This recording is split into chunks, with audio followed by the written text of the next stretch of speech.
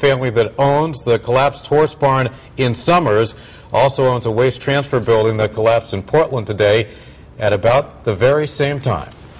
Another collapse happened at Wallingford Inn and Banquet Facility. That's right, it happened at Zandri's Stillwood Inn on South Colony Road. Now, part of the roof caved in there. That created a CO leak, which in turn led to an evacuation. News 8's Darren Kramer has more on that part of our team coverage. It started as a fairly quiet snow day at Zandri Stillwood Inn in Wallingford, and that turned out to be a good thing. The office staff stayed home because of the snow, but the kitchen staff was working. Late this morning, the chef heard a rumble. You know, we were out here doing the lot. Now, Bill, the head chef, came out because he thought we'd hit the building with the big bucket loader, the dump truck.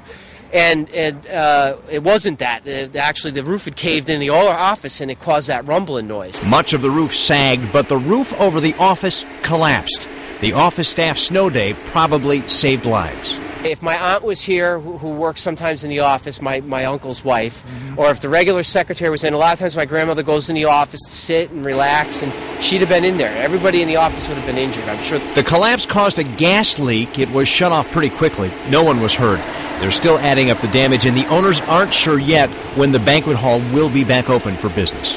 I'm Darren Kramer, News 8.